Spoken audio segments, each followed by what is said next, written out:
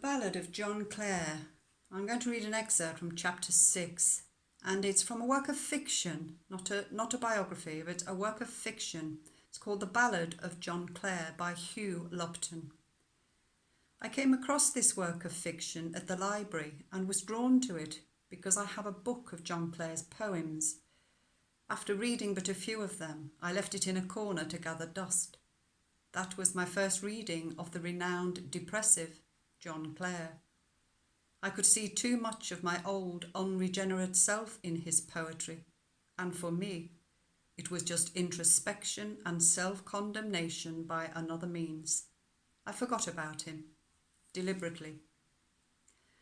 Then I came upon this book, and having many a revelation gifted to me by browsing the library shelves, I submitted to inquiry. I was first surprised that John Clare was born now 200 years ago, and that he grew up in Peterborough, just down the road from me, in fact.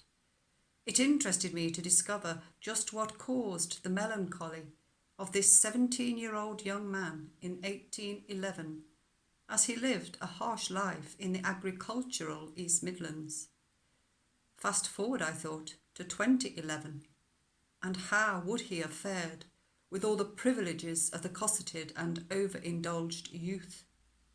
So I borrowed the book, not so much to delve into the murky depths of John Clare, but to discover something about my own human heritage in this quarter of the globe. I increasingly find that history is best brought alive when it has a personal resonance.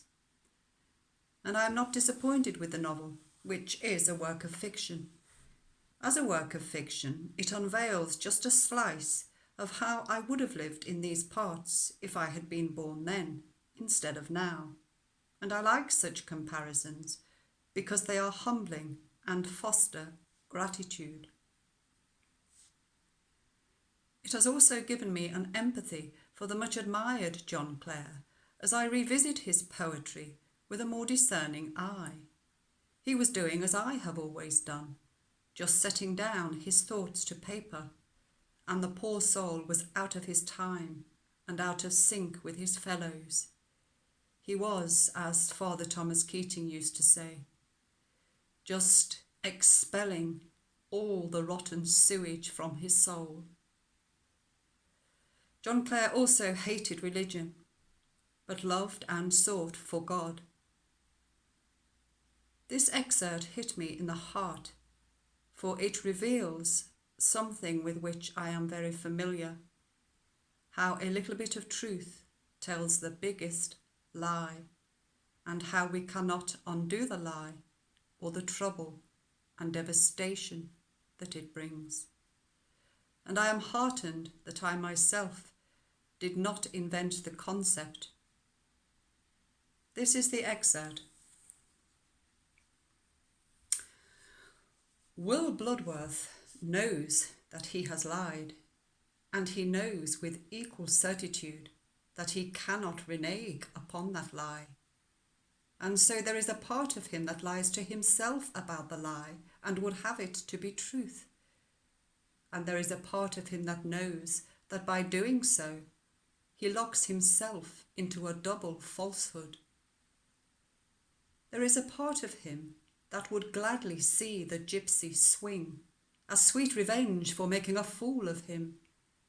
And there is a part of him that shrinks from having blood on his hands, for all the village believe him, and the hanging of a gypsy whelp was always a good day out. These contrary thoughts trouble him and give him no peace, writhing in his mind like maggots in a wound, and deep beneath them all he harbours a terror that he is damned. Few would read these troubles in his features during the daytime, though. His narrow, clean-shaved face is given to smiling often, but not so that it can be read in his eyes. He moves briskly from task to task, and has won the respect of many, but is loved by none, save the odd, poor offspring bound by blood, the binding all the more damaging, for that it was infused by the drip feed of the lie. The Ballad of John Clare, Chapter 6.